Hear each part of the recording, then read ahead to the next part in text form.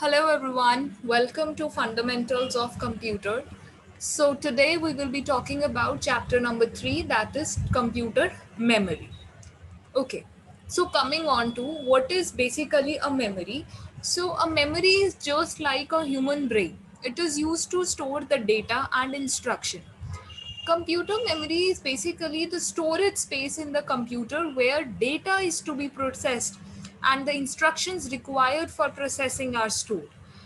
See, जो memory होती है वो एक तरीके से ह्यूमन ब्रेन के ही जैसे होती है। जो मेमोरी होती है वो हम लोग यूज़ करते हैं, कोई डेटा स्टोर करना होता है, कोई इंस्ट्रक्शन स्टोर करनी होती है, ठीक है। और वहाँ पर जो है जितना भी डेटा जो कि हमने प्रोसेस करना है और इंस्ट्रक्शंस जो कि रिक्वायर्ड होती है प्रोसेसिंग के टाइम पर, वो सारी चीज़ें जो हैं वो मेमोरी में ही स्टोर होती हैं, right. The memory is basically divided into large number of, जो मेमोरी होती है हमारी वो छोटे मतलब बहुत सारे जो है स्मॉल पार्ट्स में डिवाइड होती है जिसे हम सेल्स कहते हैं। और हर एक cell, let me draw it and show you, wait.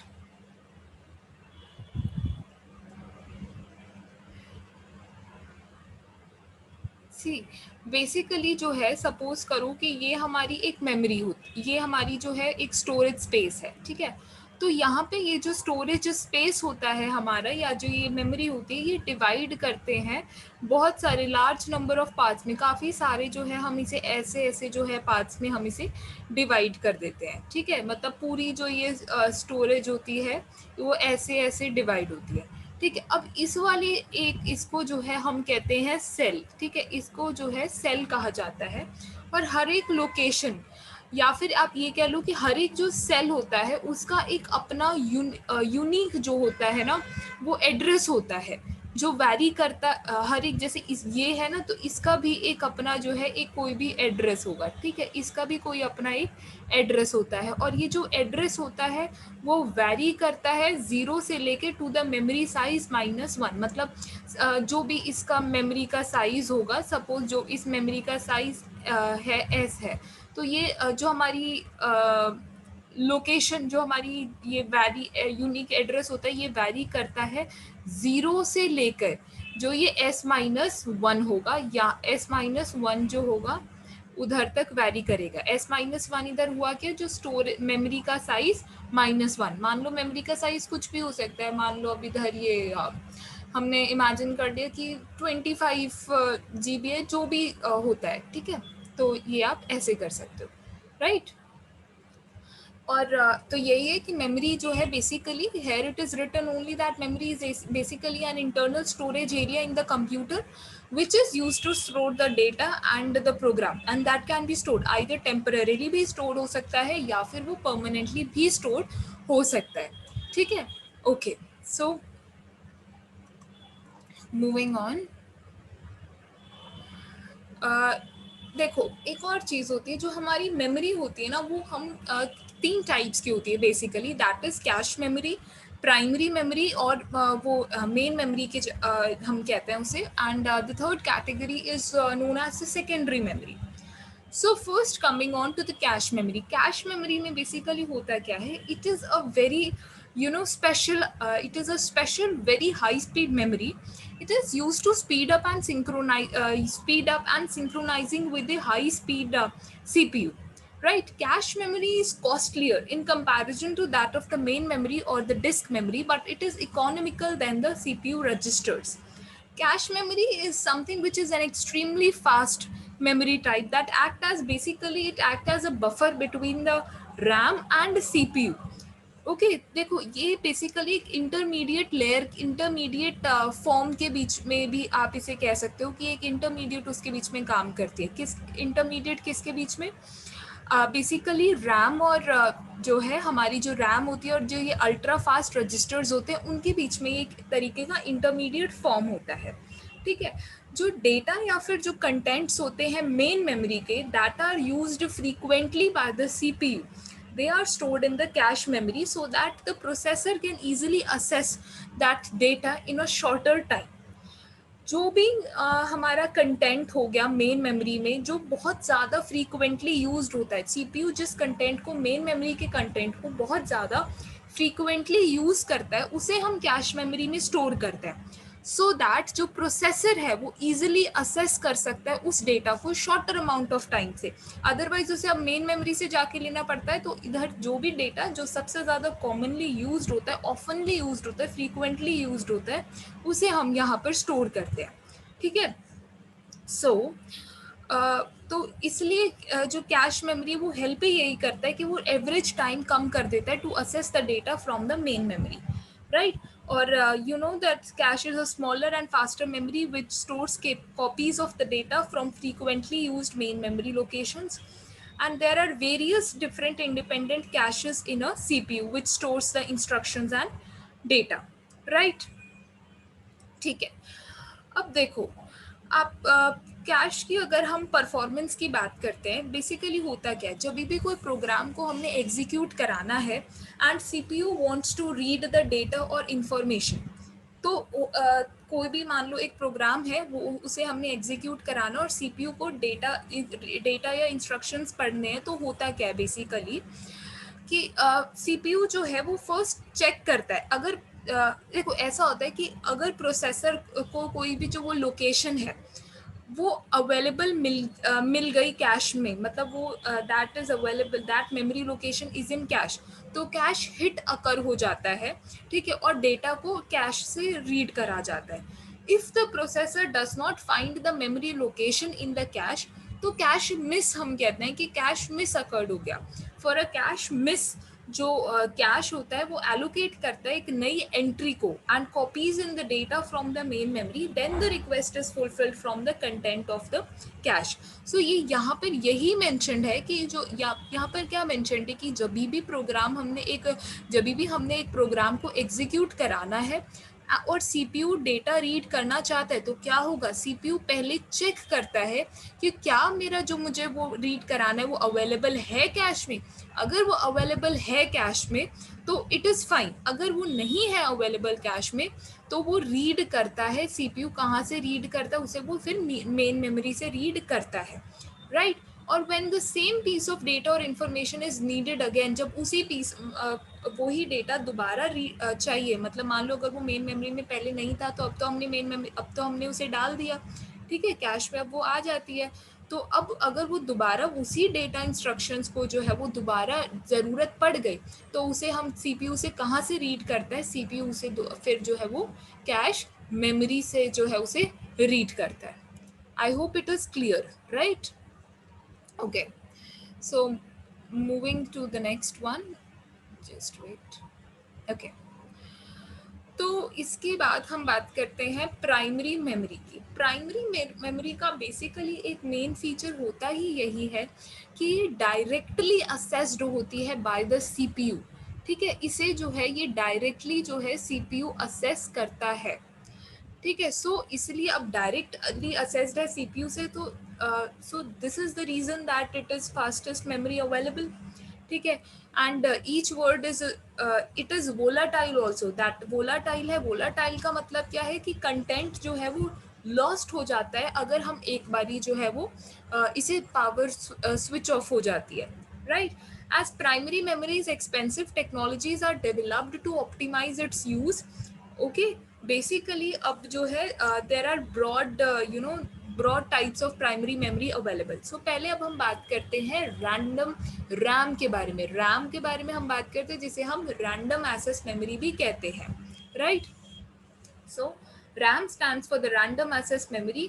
The processor assesses all the memory addresses directly. Processor जो होता है वो सारे memory addresses को एक directly जो है वो directly assess करता है, जितने भी memory addresses होता है, irrespective what is the word length, right, making the storage and retrieval fast, जिसकी वजह से storage और retrieval जो होती है वो बहुत fast हो जाती है। RAM is the fastest memory available and hence it is most expensive.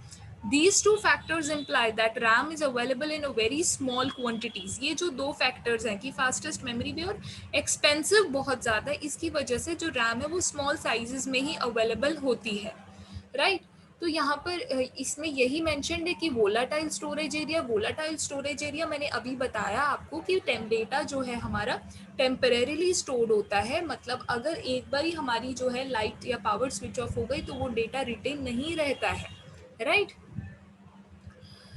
अब जो है देखो, बेसिकली हमारी जो रैम है वो दो तरह की होती है, एक होती है एस रैम और एक होती है डी रैम। तो पहले जो है अब हम एस रैम के बारे में बात करते हैं। So each cell in the S RAM is made of a flip flop that stores 1 bit. जो एस रैम का हर एक सेल होता है वो फ्लिप फ्लॉप का बना होता है, ठीक है। एंड दैट इज बेसिकली किसका बना होता है, it is made up of D flip flop, right? It retain its bit till the power supply is on and does not need to be refreshed like the DRAM. DRAM को जो है उसे refresh करना होता है, but इसमें क्या होता है कि ये डेटा होल्ड करता है, डेटा जब तक होल्ड करता है जब तक पावर सप्लाई ऑन है, ठीक है। डेटा ये होल्ड करता है, कब तक होल्ड करता है, जब तक पावर जब तक हमारी जो पावर सप्लाई है वो हमारी ऑन है, राइट। जब तक हमारी पावर सप्लाई ऑन है जब तक ये डेटा को रिटेन करता है बिना कोई एक्सटर्नल रिफ्रेश से, ठीक है। ये लिखा भी हुआ ना कि as long as it is powered, जब तक ही डेटा स्टोर्ड रहता है, ठीक है। और हमें यहाँ पर कोई भी एक्सटर्नल रिफ्रेश प्रोसेस नीडेड नहीं होता जो कि डीरैम में रिक्वायर्ड होता, अभी हम पढ़ेंगे उसके बारे में, राइट। एक ऑक्यूपाइज मोर स्पेस, ज़्यादा स्पेस ऑक्यूपाई करती है जो एस रैम है, और एक्सपेंसिव भी ज़्यादा है। तो ये हमारी जो है ये हमारी यहाँ पर डिसएडवांटेज आ जाती है इस चीज़ की। DRAM chip can hold at least 4 times as much data as SRM chip of the same size hold। जो DRAM होता है वो अगर मान लो एक SRM सेम साइज का ना और DRM भी सेम साइज का, दोनों का अगर हम साइज सेम रखें ना तो भी जो DRM है ना वो 4 टाइम्स ज़्यादा स्टोर कर लेता है एक ही चीज़ को as comparative to that of SRM। और SRM फास्ट है, बट फास्ट भी है और ज़्यादा रिलायबल भी है DRM से। तो ये जो है ये इसकी एडवांटेज है, ठीक है, कि ये वाली जो है इसकी एडवांटेज है कि ये फास्ट है और ज़्यादा रिलायबल है इन कंपैरिजन टू हमारा डी रैम के, ठीक है। चलिए अब हम मूव करते हैं, अब हम आते हैं डी रैम के। डी रैम बेसिकली हमारी डायनामिक रैम ही है, ठीक है। तो हर एक जो सेल होता है, मेमोरी सेल होता है डी रैम का, वो किसका बना होता है, वो बेसिकली हमारा बना होता है, जैसे देखो ये हमारी मेमोरी है, ठीक है। हर एक मान लो हमारा ये एक सेल है, ठीक है। ये हमने वैसे बोला कि ये अभी हमारी क्या है, ये हमारा डी रैम, ठीक है। ये हमारी डी रैम थी, ठीक है। तो अब ये जो हर एक सेल होते हैं ना, इसमें जैसे सेल्स तो आपको पता है कि बहुत सारे ही होंगे, ठीक है। ये ऐसे ऐसे ये भी ऐसे सेल्स में ही डिवाइड होती है। ये जो एक सेल होता है ये किसका बना होता है, एक एक तो इसमें जो है वो ट्रांजिस्टर का बना होता है प्लस, ठीक है, प्लस एक जो है वो कैपेसिटर का बना होता है, ठीक है। एक ट्रांजिस्टर और एक कैपेसिटर का बना होता है जो कि 1 बिट ऑफ डेटा को स्टोर करता है। However, this cell start losing its charge and hence the data stored in less than thousandth of second. So it needs to be refreshed 1000 a time। ये बहुत बारी रिफ्रेश करने की ज़रूरत होती है जो कि प्रोसेसर का टाइम ले लेता है, ठीक है। Due to the small size of each cell one DRM can have larger, क्योंकि इसका जो सेल का साइज होता है ना, ये जो साइज होता है ना ये मतलब ये जो सेल का साइज होता है ये बहुत ज़्यादा स्मॉल होता है। इसकी वजह से DRAM के पास बहुत सारे लार्ज नंबर ऑफ सेल्स होते हैं। मतलब मान लो ये जो अब ये मतलब ये ज़्यादा साइजेस में जो है डिवाइड होता है, क्योंकि इसका जो साइज़ होता है ना, सेल का जो साइज़ होता है वो कम होता है, ठीक है। So DRAM can have larger number of cells. So primary memory of most of the personal computer जो होती है वो DRAM से ही बनी होती है, राइट। तो इस वाली स्लाइड में यही सारा मेंशन है जो मैंने बताया कि DRAM जो है वो कंटेन करता है millions of tiny memory cells, छोटे छोटे, क्योंकि इनकी सेल्स की जो विड्थ होती है वो कम होती है, इसलिए काफ़ी सारे जो है टाइनी मेमोरी सेल्स होते हैं। To store a bit of information in a DRAM, एक बिट इंफॉर्मेशन स्टोर करने के लिए tiny amount of power is put up to the cell to charge the capacitor। अगर मान लो हमें इसमें मतलब इसमें अगर एक बिट ऑफ इंफॉर्मेशन स्टोर करनी है तो बिल्कुल थोड़ी सी पावर लेके जो कैपेसिटर होता है ना इसे चार्ज कर दिया जाता है, ठीक है, इसे चार्ज कर दिया जाता है सो दैट ये अब मेमोरी हमारी स्टोर कर ले, ठीक है। While reading a bit, transistor check for a charge in the capacitor. जब भी ये बिट रीड करता है तो ट्रांजिस्टर बेसिकली करता क्या है, ट्रांजिस्टर चेक करता है, ट्रांजिस्टर जो है वो चेक करता है चार्ज के लिए कैपेसिटर में। अगर चार्ज प्रेजेंट है तो रीडिंग 1 हो जाती है, और अगर चार्ज प्रेजेंट नहीं है तो रीडिंग 0 हो जाती है, ठीक है। इसलिए हमने अभी बोला ना कि कैपेसिटर में जो है इसे हमने चार्ज हल्का से इसे चार्ज करना पड़ता है ताकि इसका कैपेसिटर चार्ज हो जाए, सो दैट हम इसमें स्टोर कर सकें मेमोरी को। तो अभी इसमें यही है कि जब रीड करेगा बिट में तो ट्रांजिस्टर चेक करेगा कि क्या चार्ज के जो कैपेसिटर है उसके पास चार्ज है, और अगर चार्ज प्रेजेंट है तो रीडिंग 1, अगर चार्ज नहीं प्रेजेंट है तो रीडिंग 0 हो जाती है। The problem with DRAM is that capacitor leaks energy very quickly and can hold the charge for only a fraction of second. अब देखो इसमें यही सबसे बड़ी दिक्कत आती है कि जो कैपेसिटर है ना वो बहुत जल्दी जो है एनर्जी जो उसकी लीक होती रहती है, और वो जो चार्ज होता है वो सिर्फ एक फ्रैक्शन ऑफ सेकेंड के लिए ही स्टोर्ड, फ्रैक्शन ऑफ सेकेंड के लिए ही रिटेन करता है, और एक refresh process is required to maintain the charge in the capacitor so that it can retain the information. Refresh process जो है वो बहुत ज़रूरी होता है चार्ज मेंटेन करने के लिए, ठीक है। रिफ्रेश प्रोसेस बेसिकली यहाँ पर ज़रूरी भी क्यों है, चार्ज मेंटेन करने के लिए, ताकि वो इंफॉर्मेशन रिटेन करे। अगर चार्ज खत्म हो गया तो इंफॉर्मेशन वो रिटेन नहीं कर सकता। I hope this is clear, right. चलिए, moving on to the next slide, that is read only memory, ठीक है। तो अब हम बात करेंगे रोम की, ठीक है। See, ROM stands for read only memory as, एक second,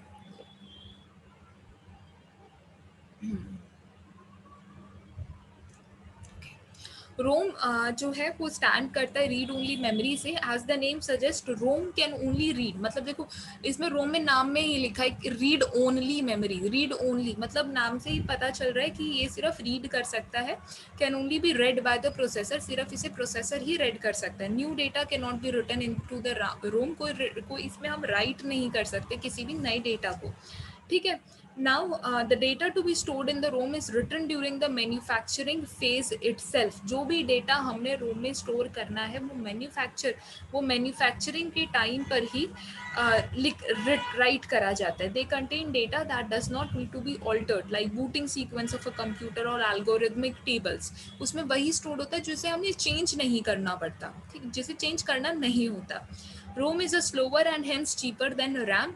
it retain its data even when the power is switched off, अगर पावर ऑफ हो भी गई ना तो भी वो जो है रिटेन करता है डेटा को, मतलब इसका मतलब ये नॉन वोलाटाइल है। हमने रैम के बारे में पढ़ा था कि वो वोलाटाइल होती है, वो टेम्परेरीली स्टोर करती है, बट रोम जो है वो डेटा को परमानेंटली स्टोर करती है। ROM can not be altered the way RAM can be, but technologies are available to program these type of ROMs, ठीक है। कुछ प्रोग्राम्स करने के लिए इन टेक्नोलॉजीज अवेलेबल है, बट हम इसे जो है ऑल्टर नहीं कर सकते like the way we used to do in the RAM, ठीक है। तो यहाँ पर यही मतलब यहाँ पर यही लिखा हुआ है कि रोम जो है वो डेटा परमानेंटली स्टोर्ड करता है, या फिर स्टोर बेसिकली परमानेंट या सेमी परमानेंट डेटा ही स्टोर होता है। Small amount of ROM store critical program such as BIOS, जो बूटिंग्स वो होती है ना बेसिकली इसमें वही स्टोर होती है, जो कि बूटिंग सीक्वेंस होती है ना एक कंप्यूटर की, इसी में स्मॉल पार्ट रैम का जो है एक बिल्कुल ही जो स्मॉल पार्ट लगा लो वो इन सारे जो है क्रिटिकल प्रोग्राम्स को स्टोर करता है, ठीक है। वो सारे इन क्रिटिकल प्रोग्राम को स्टोर करता है। अब रैम जो है ये हमारी डिफरेंट टाइप्स की पढ़ेंगे। पहले हम पढ़ेंगे प्रोम के बारे में। प्रोम का मतलब होता क्या है, प्रोम मतलब programmable Rome. Programmable ROM can be programmed using a special PROM can be programmed using a special hardware device called PROM programmer और PROM burner, ठीक है। तो इसे हम प्रोम को एक वन टाइम प्रोग्रामेबल रोम भी कहते हैं, that can be written to और program using a special drive, मतलब इसे हम प्रोग्राम कर सकते हैं स्पेशल ड्राइव जिसे हम प्रोम प्रोग्रामर कहते हैं, जो कि बहुत हाई वोल्टेज यूज करता है, high voltages to permanently write data in it, ठीक है। जो कि हम बहुत प्रोम प्रोग्रामर यूज कर सकते हैं, डिवाइस प्रोम प्रोग्रामर के जैसे जो हाई वोल्टेज डेटा को यूज करता है सो दैट हम परमानेंटली राइट कर सके डेटा, ठीक है। एप्रोम का मतलब क्या हो गया, अब इरेजेबल प्रोग्रामेबल रोम, ठीक है, it can be erased, EPROM जो है उसे हम इरेज कर सकते हैं and then program using special electrical signals और UV rays. Eproms that can be erased using UV rays are UV EEPROM, and those that can be erased using electrical signals, they are called EEPROM.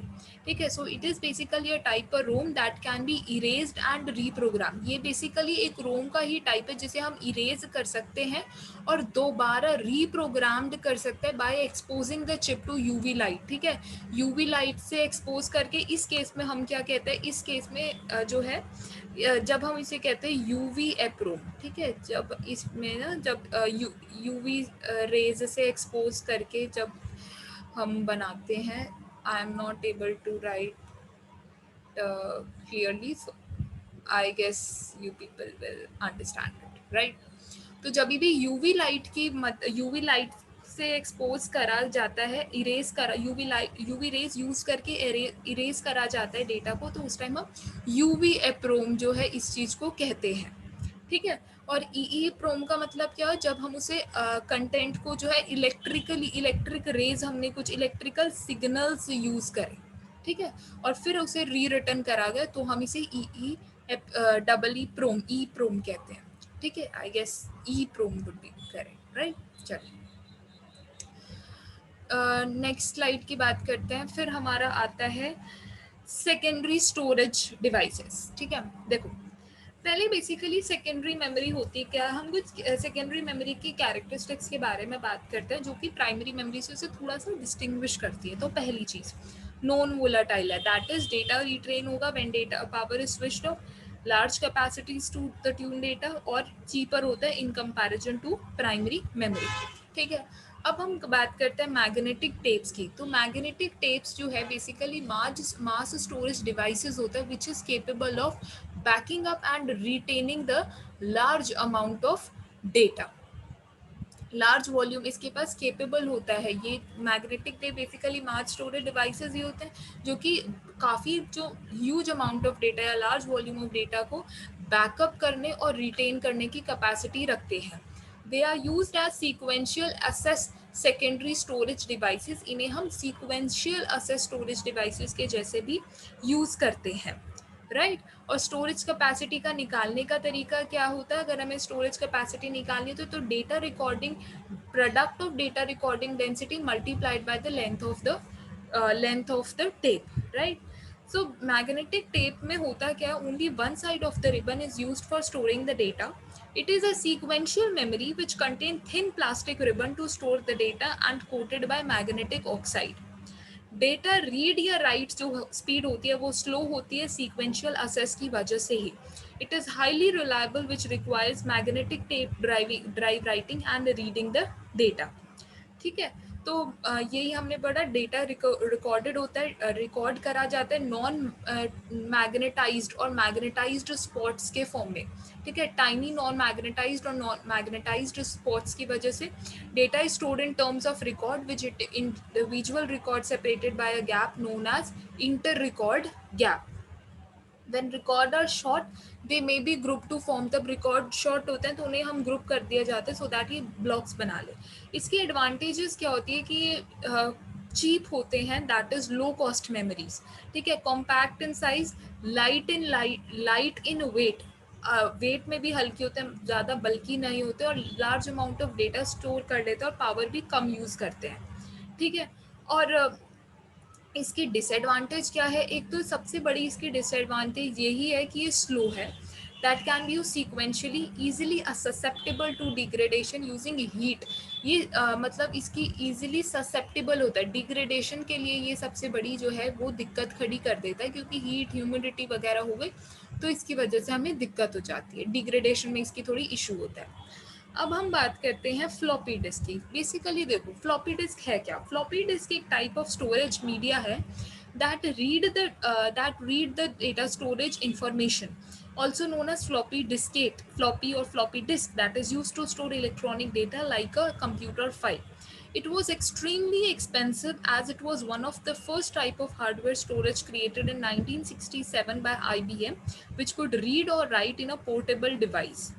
Right. तो ये basically floppy device, एक और बात है कि ये cheap होते हैं, ठीक है, ये भी वैसे हैं तो चीप, बट इसकी दिक्कत ये है कि ये जो है लिमिटेड स्टोरेज कैपेसिटी अवेलेबल होती है and they must be handled with utmost care. इसे वो ज़्यादा चाहिए होती है, मतलब बड़े ध्यान से इसे हैंडल करना पड़ता है, ठीक है।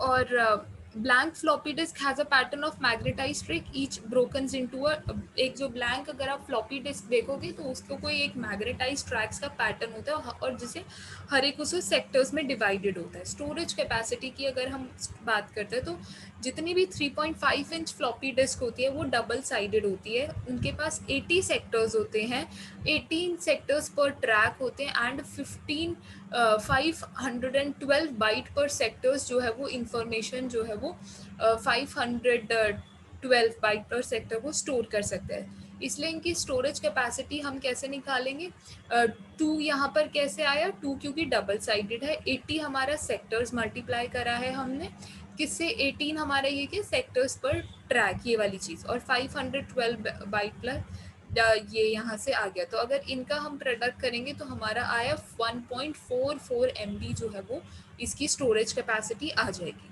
ठीक है। चलिए अब हम बात करते हैं हार्ड डिस्क की। तो हार्ड डिस्क जो है basically it is a set of disk stacked together, each platter require 2 read write head, ठीक है। हर एक प्लेटर जो होता है उसे 2 रीड राइट हेड चाहिए होते हैं, मतलब बेसिकली 2 साइड है तो एक one for each side. Data is stored on the surface of platters in the sectors and the track.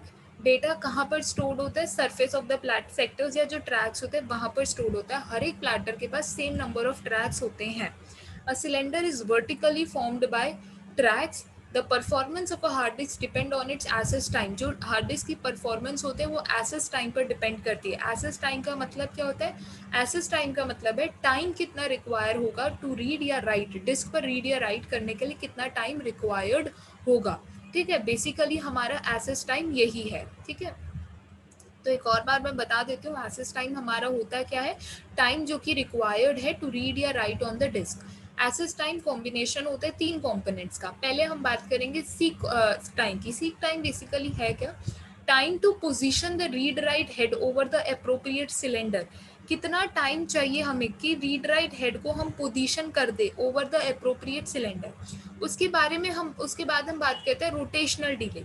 Rotational delay है क्या, basically it is the time taken to bring the target sector to rotate under the read write head. Time taken कि जो हम target sector को लाएं to bring the target sector so that वो read write head के under जो है वो रोटेट करे, ठीक है। अब हम इसके अगले में इसका ना डायग्राम के बारे में, ये देखो यहाँ पर ये जो है हमारा अच्छे से जो है वो डायग्राम भी शो कर रखा है कि अपने इसका डिस्क का, ठीक है। और एक ट्रांसफ़र टाइम भी हमने 3 तरीके के अभी हमने टाइम पढ़े ना, तो जिनका वो कॉम्बिनेशन होता है। अब ये ट्रांसफ़र टाइम है, ट्रांसफ़र टाइम क्या है, it is time which is required to transfer the data. Some of the seek time rotational delay is known as disk latency। देखो एक तो सीक टाइम, रोटेशनल डिले और ट्रांसफर टाइम, तीनों को हम यूज करते हैं एसएस टाइम को निकालने के लिए। डिस्क लेटेंसी का मतलब क्या होता है, अगर हम बात करें तो सीक टाइम, ठीक है, जो हमारा ये सीक टाइम होता है, सीक टाइम प्लस अगर हम इसे किसे करें रोटेशनल डिले को, seek time plus rotational delay अगर हम देखें तो हमारे पास आता है डिस्क लेटेंसी, ठीक है। तो हमारे पास आएगा ये डिस्क लेटेंसी, ठीक है। Okay, I hope you get it. और स्टोरेज कैपेसिटी निकालने का तरीका क्या है, number of recording surfaces multiply by number of track per surfaces multiply by number of sectors per surfaces per track और number of byte per sector. तो इसका product होता है नंबर ऑफ रिकॉर्डिंग सरफेसेस का multiply by the number of track per surface multiply by the number of sectors per surface into number of bytes पर space, तो ये bite per sector. तो ये वाला जो फॉर्मूला है ये आप लोगों को याद कर लेना चाहिए। और ये हमारा डायग्राम है कि ये मल्टीपल इनसे बना हुआ ना, देखो ये कॉम्बिनेशंस हो रखे हैं डिफरेंट डिफरेंट डिस्क का, ठीक है। ये हमारा ये चीज़ जो है इसे हम प्लैटर कहते हैं, this is the track, this is spindle, और ये आपको आपको मतलब इसमें क्लियरली आपको पता चल रहा होगा, ठीक है। This diagram is very good. चलिए ये तो देखो आज के लिए इतना काफ़ी है I guess. So to learn the important keys terms and recapitulate the important point from the today's discussion and practice the MCQs of this topic, you need to install our mobile app which is Rooma. That is free app and which is that is free app and it is available both on the Google and Apple stores. So thank you guys and have a nice day.